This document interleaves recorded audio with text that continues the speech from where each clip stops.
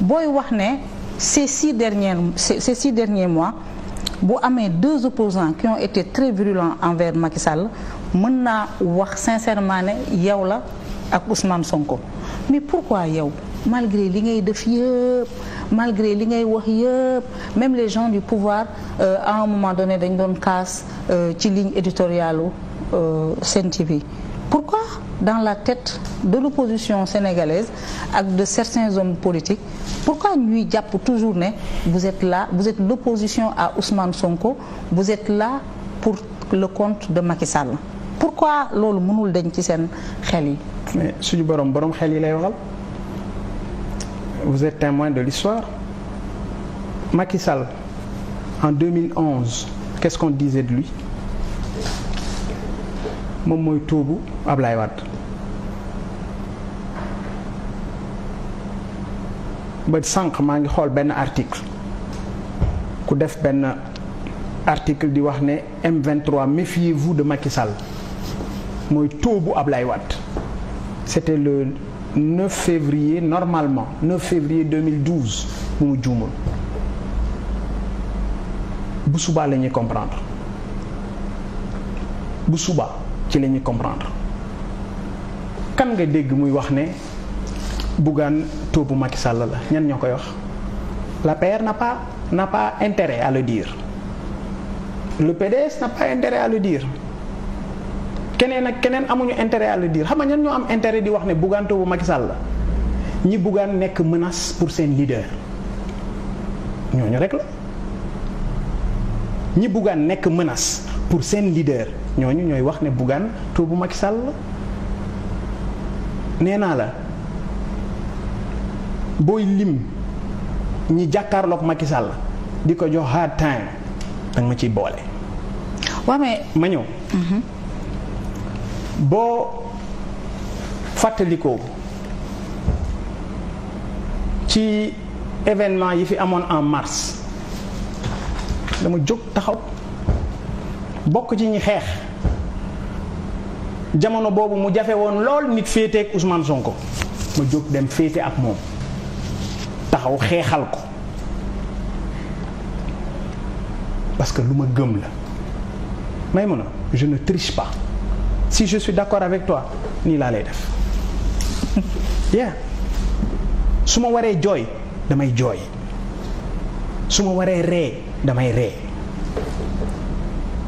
nit la nit ku entier dama bëgg sénégalais yi xam ne Bougane sénégalais la dans le vrai sens du terme Abdoulaye Wade da daan romb nit du ko nuyu ñu ne ko président lu tax nuyu woo diw mu ne la ah may mun a yow yaa ma wax ne kii kat moo doon wax nangam nangam si man il est entier nit day dëggu nit day nekk nit wala nga nekk leneen. waaw mais xam nga ce qui n'est pas xam nga lan lañ comprendre ci sa démarche Ousmane Sonko bu fekkee ne li ci combat contre Macky Sall nga nekk Ousmane Sonko sa allié naturel la war a doon. même boo leen bokkul. sama grand frère la.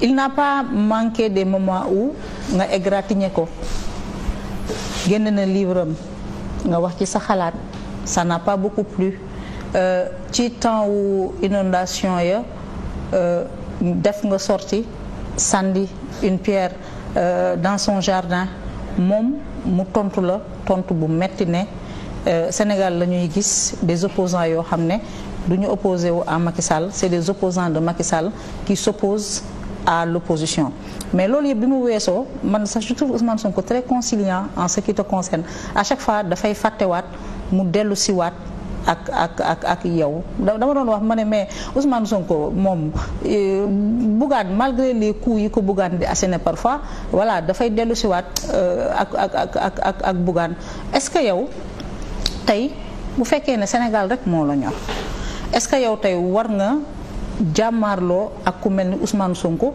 wala ñeneen ci opposition bi. parce que la tradition mooy ne quand vous êtes dans le même combat vous êtes solidaire et vous arrivez à taire vos divergences. alors parfois c'est des analyses plates comme ça moo leen di mooy indi mooy jaxase nit ñi. nu mu leen jaxase. man musuma attaqué Ousmane Sonko. ah si. non may ma ñëw. les images sont là. waaw may ma ñëw je veux dire da nga wax may ma tontu la. dañ ma poser question à Paris ma ne leen sénégalais yi tal nañu leneen lu muy dem jënd livre c'était pas dans le contexte du livre de Ousmane Sonko. si ay waaw may ma rek ay nit yuy jaxase mën nañoo wax lu nekk mën nañoo génne la nga wax ci contexte ba vidéo yaa ngi fi mën nañ ko génnewaat loolu laa wax dama ne situation bi ñu toll sénégalais yi tal nañu lenn lépp tal nañu leneen lu muy dem di jënd livre boo jàppee ne moom laa doon waxal am nga ci droit. ñu dañ leen di yeggal ma ne nawetu daaw lam ma attaqué wax ma ko Sénégal yépp vous la presse vous avez parlé de ça mais njuumte la daje nañu man ak moom mu ñëw suma bureau ñu waxtaan réeroo bi jeex. non loolu non encore une fois. wax ji leeroon na non. waaw daf la yow yaa attaqué. moom mu répliqué yow nga répliqué waat. encore une fois bàyyi leen di jël nit ñi di leen féewale. non féewale ñu leen de. waaw bàyyi ma wax rek yow tamit xam nga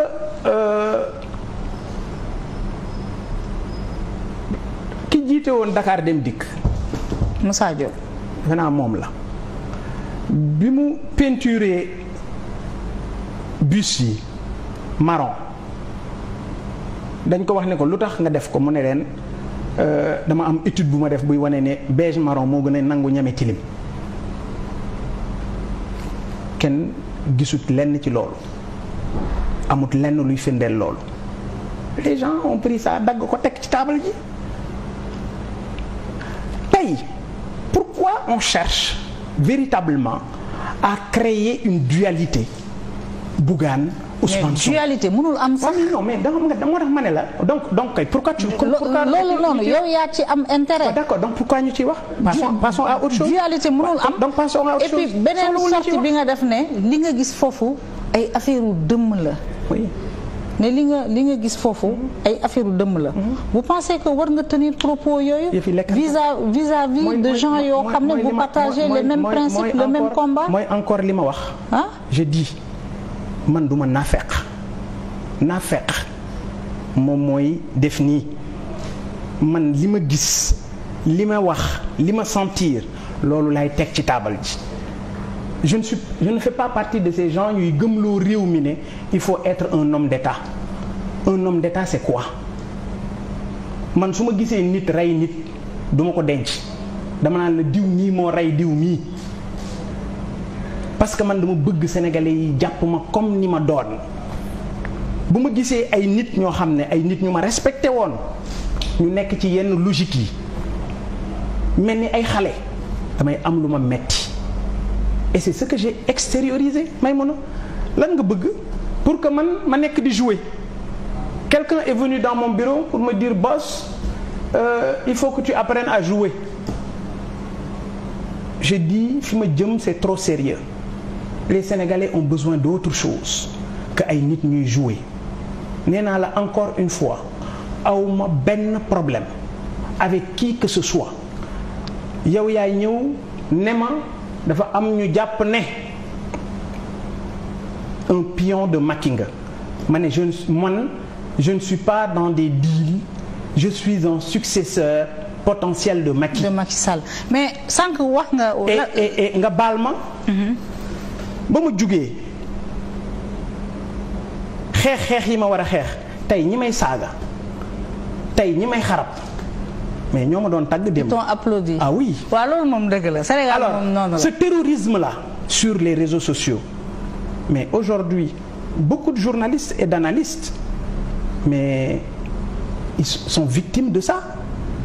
parce que ñetti nit ñooy taxaw fële ay yambar fanaanal yoo xam ne téléphone bi ñuy def passe internet bi ñuy jënd dañ leen koy may certainement ñu taxaw di saaga ay nit tey dem na ba journalistes yi ak analystes yi kenn sañatu ci objectif da ngay obligé di bàyyi xel commentaires yi ci Facebook bi. ah non da ngay obligé. bu ñu dalee matuñu suñu rôle. non je dis analystes yi ak certains journalistes je suis de cette presse ci la bokk mais yow bi sa bopp gëm nga ne les gens ne sont plus objectifs dañuy obligé di bàyyi xel saaga yu ñu leen war a saaga. ci réseaux sociaux yi tey yow mais vous avez été victime de ça. tous les jours nit saaga na la biñ ko porter plainte à ta grande surprise xale bu tuuti la dafa ñëw di la jéggalu. mais ñooñu du xale bu tuuti de. magum jëmm la. voilà mais xam nga pour man ñooñu amul fulla assumer sax seen identité nga xam ne dañuy làqatu ci beneen tur di la saaga wala di wax ci yow wax ju ñaaw mais ñooñu dañ leen war a yërëm Maïmouna ñooñu kenn warul xuloog ñoom wala ngay xeex ak ñoom da nga leen war a yërëm parce que la plupart c'est des gens yoo xam ne amuñu liggéey amuñu dara ñoom jàpp nañ ne même situation bi ñu nekk ku ne ci beneen côté bi da nga leen ko teg alors donc li ma gëm man mooy ñooñu dañ leen war a yërëm man Bougane ku ma xam suma dëggu xam suma engagement xam nga ne man duma caaxaan Maïmouna naan ataaya sax duma ko def parce que aw ma temps bi man liggéey rek laa xam. mais fighting rek laa xam. xam nga suma objectif Maïmouna mooy jëli fi Macky Sall. carrément que ce soit clair. mais xam nga ñi ci nekk nag tey di ma saaga. di naan wuy Bougane toobu Macky la dama ne Macky loolu lañ ko doon waxal en 2011 Macky loolu lañ ko doon waxal en 2012 ña ko doon waxal tey jii moom moo leen jox ay poste ñooy raam ci ginnaaw mais yàlla na yàlla jaarale mbir yi fa mu ko jaarale woon parce que